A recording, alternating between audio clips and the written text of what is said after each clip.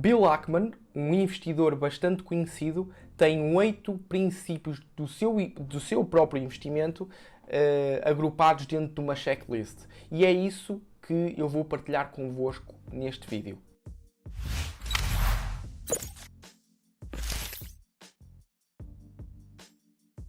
Olá a todos, o meu nome é Gonçalo Ribeirinho, sejam novamente bem-vindos a mais um vídeo e hoje, como o próprio nome indica e como eu já disse na introdução, vamos falar sobre os 8 princípios de Bill Ackman, dentro dos quais ele tem dentro da sua checklist, e para investir dentro de uma empresa ele tem que seguir então estes 8 passos à risca. O Bill Ackman não tem propriamente o que o Charlie Munger diz, que é perceber uma empresa, mas é como se fosse ser previsível e simples, faz com que o Bill Ackman conheça bem a empresa, ou seja mais fácil perceber então a empresa.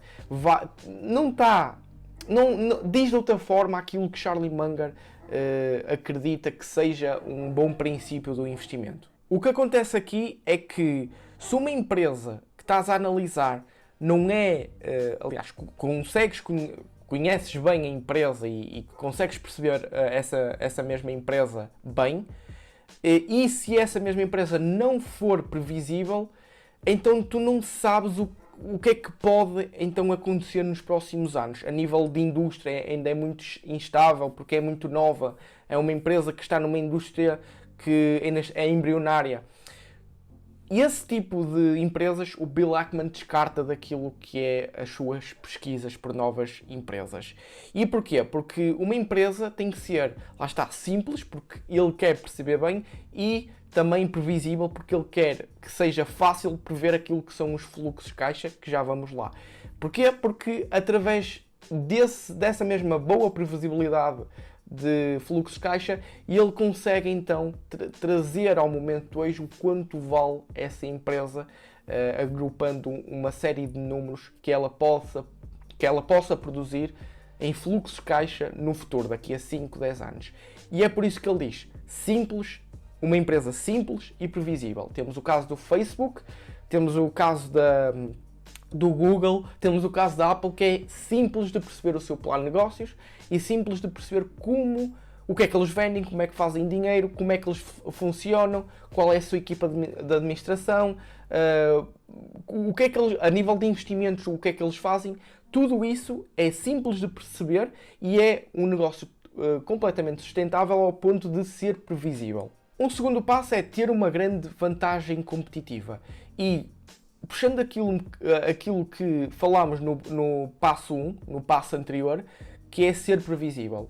Uma empresa não consegue ser previsível, se for previsível, não é facilmente previsível ao longo de muitos anos, caso não tenha uma grande vantagem competitiva. E porquê que eu digo isto? O chamado moat. Porque basicamente, se pegarmos num exemplo do Facebook, que tem um grande moat, tem uma grande vantagem competitiva a nível de redes sociais, o que acontece é que se fosse instável nesse aspecto, se fosse instável e se não fosse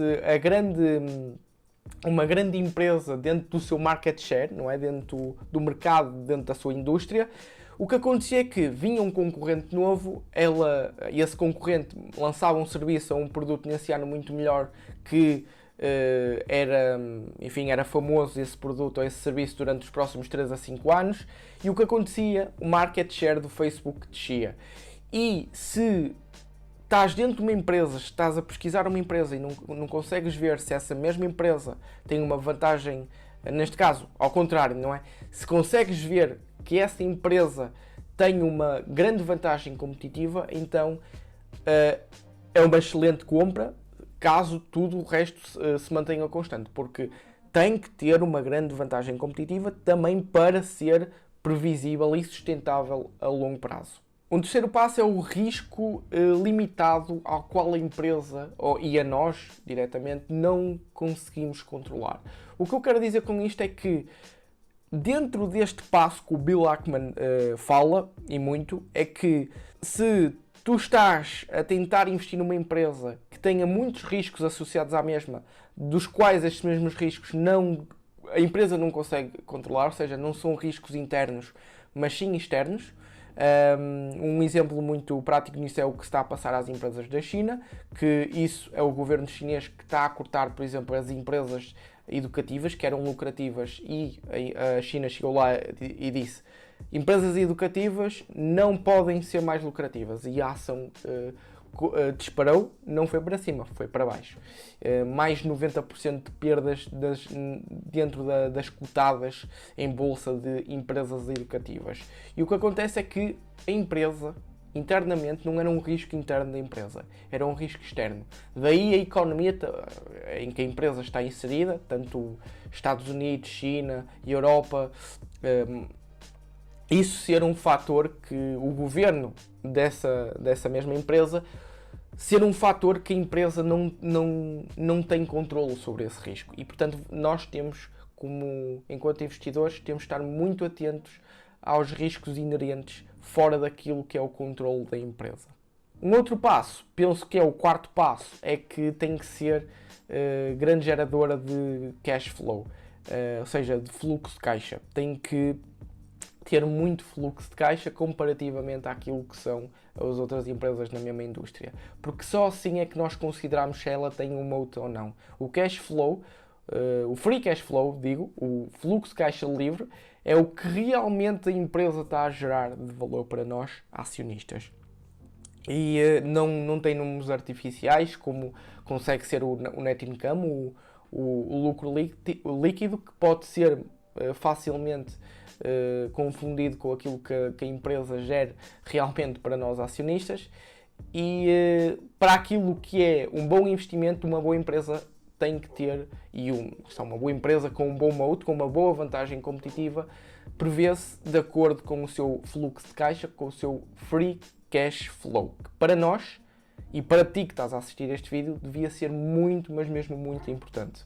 Num quinto passo é que a equipa de administração dessa empresa seja honesta e íntegra, ou seja uma boa equipa de administração com um bom governance. E Bill Ackman diz muito isto juntamente com o Charlie Munger e Warren Buffett, que tu podes ter uma equipa muito talentosa dentro da empresa pela qual estás a analisar, mas se não é honesta, então está o caldo entornado. Porquê? Porque essas mesmas pessoas estão lá para interesse próprio e não para interesse dos clientes, dos funcionários, de nós, acionistas, que isso é o que deveria ser uma empresa. É isso que deveria ser uma boa equipa de administração com um bom governance. Mas pode ter talento, mas se não tiver integridade, eu salto fora.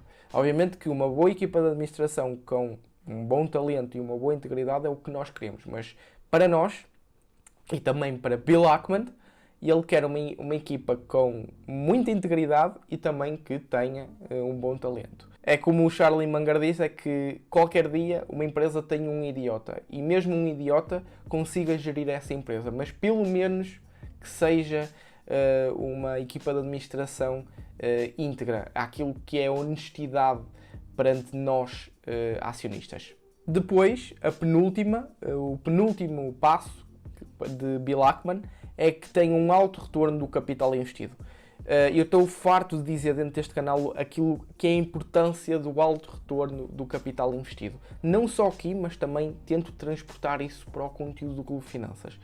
Que o alto retorno do capital investido é uma métrica que devia ser a mais importante. Não devíamos só nos focar nessa métrica, claro que não, mas devia ser a mais importante. E para Bill Ackman, ele diz mesmo isso, que é muito importante.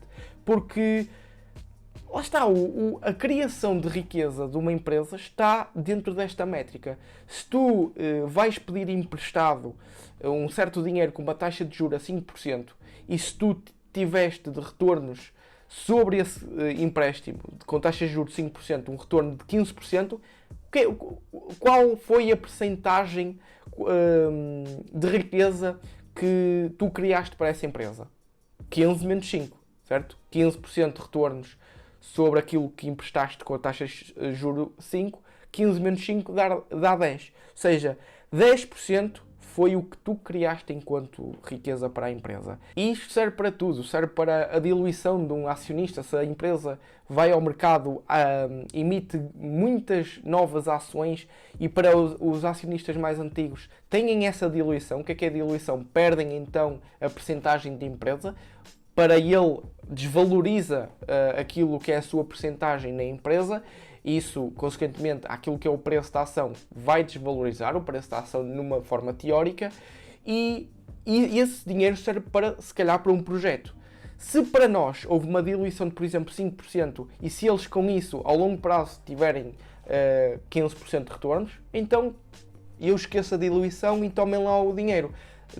Façam esta diluição a mim, mas então vão buscar este dinheiro através do mercado de capitais e invistam e tenham um de retorno de 15%, porque ao final de contas, ao longo prazo, esta mesma diluição de curto prazo vai me dar muitos mais frutos. Isto serve para os empréstimos que estávamos a falar e serve também maioritariamente para o reinvestimento, ou seja, as empresas que tenham, enfim, um baixo retorno de capital e estejam a continuar a investir na empresa, nós, enquanto acionistas, olhamos para as mesmas e dizemos: calma, será que se elas distribuíssem dividendos, nós com esse dinheiro captado dos dividendos dessa mesma empresa, se alocássemos a outros investimentos, a outras empresas, a outros, enfim, a outras ações, será que tínhamos um retorno maior do que elas estarem agora a fazer este investimento?